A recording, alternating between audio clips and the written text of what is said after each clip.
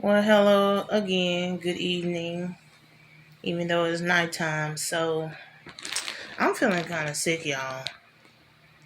And my throat feels very scratchy. I feel like I'm coming down with a cold. My daughter is currently trying to get over the flu. So, I hope I don't get any sicker. But yeah, I don't really feel good. But I'm going to try to muster some strength to do this video. So, I'm going to tell a story about story time. This is true facts. This is about the ex of 5 years, dumbass. So this nigga told me, well, I'm about to go to my sister's house and spend the night. And he used to always do stupid shit like that because I'm like, if you live with me, why are you always leaving and going over there with your family? If you want to be with your family, you can get your shit and move out of my house. So he get the bike that he always ride. He gets the bike that he always ride on because at this time he didn't have his car anymore. He gets his bike and he has this backpack on his back. And like that always used to embarrass me about him riding that bike, but I digress. Okay, so um he takes his bike and the backpack that he had on his backpack and he parks it at the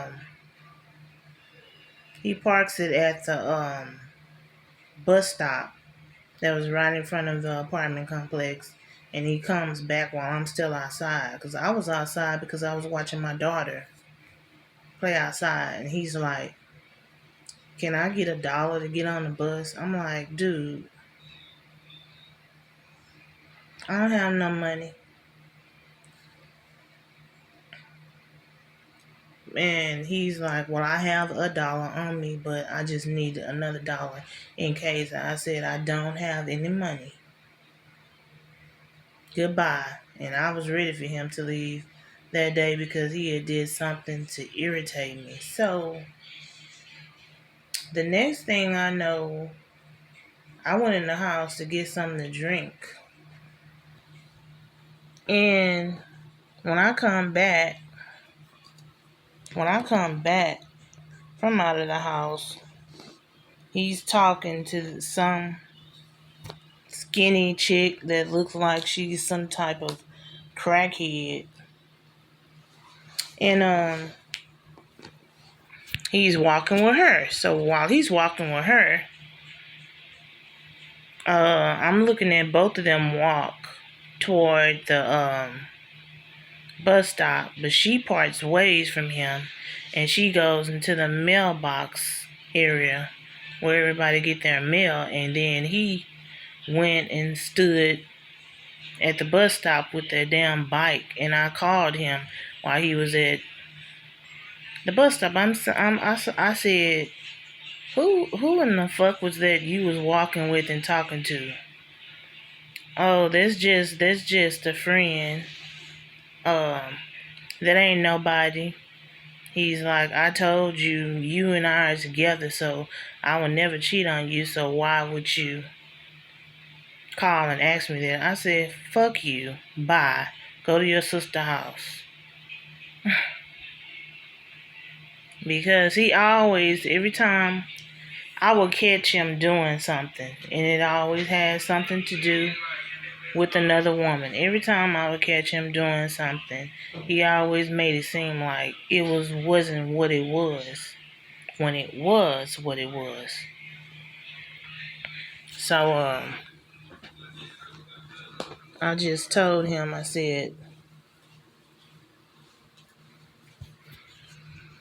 told him that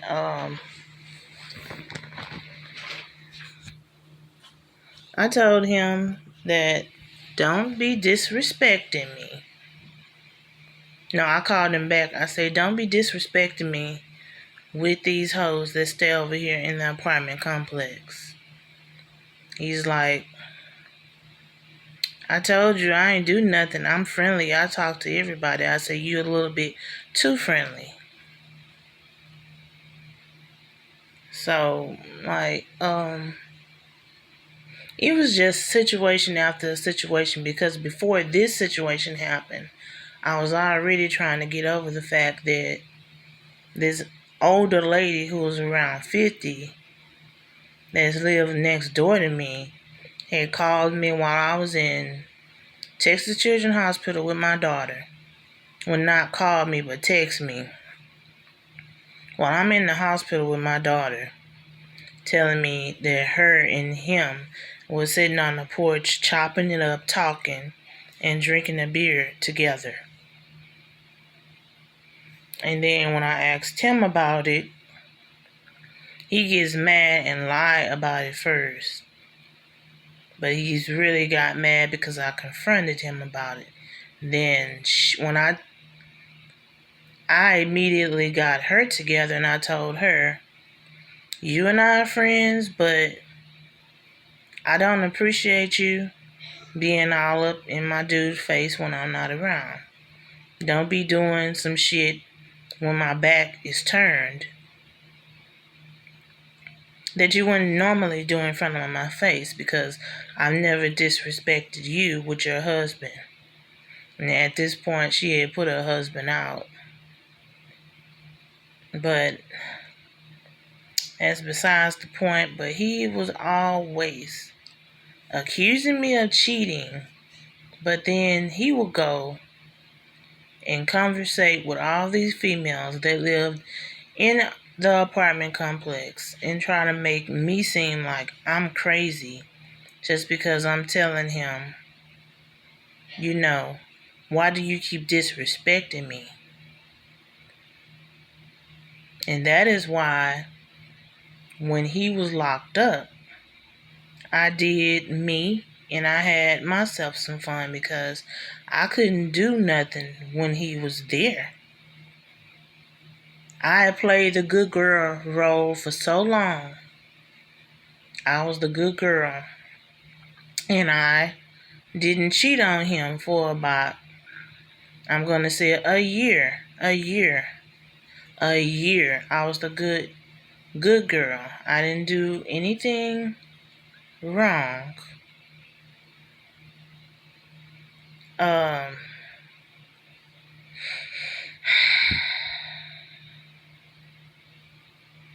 It's so depressing any time I think about, because like after that first year when I was being good and I didn't cheat on him, it seemed like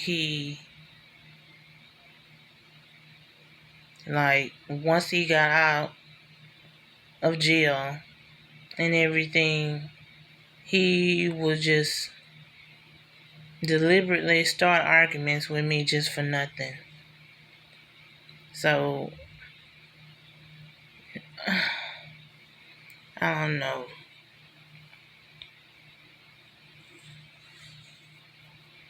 I just wish I never met that person. Like, honestly, that was the longest relationship I had ever been in.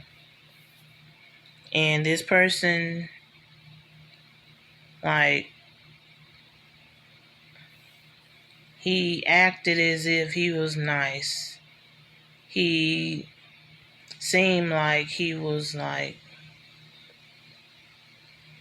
the type of person who was a family guy and who we would watch movies and he would pop popcorn and it would be me, him, and my daughter watching movies as a family. But he had demons inside of him, because then once 6 o'clock at night would hit, he would go to the store on that bike, go get him a tall glass of beer, he would get drunk and start acting crazy. Or he will leave while he's getting drunk on the bike and then call me an hour later talking about, I'm stranded. I need a way to get home. Can you help me? I'm like, how the fuck can I help you? I don't have no car to come and get you. You need to get your shit together. Or we're not going to be together that long because it does not make no sense. When you left, you were fine. And I asked you, were you alright? While you had while he had this damn 2-liter beer in his hand, drinking it, while he was on the bicycle, like embarrassing me once again. I don't want to too much go back to those dark days. I'm glad I'm not with that person no more, but I have stories for days about him, and I have stories for days about my daughter's father, my baby's daddy.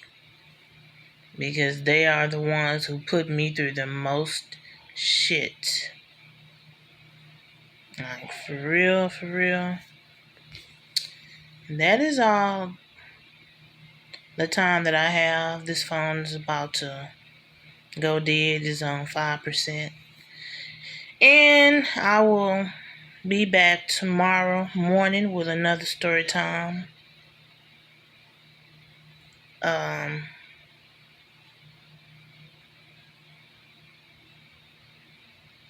That's the end of this story time. Until then, y'all stay blessed.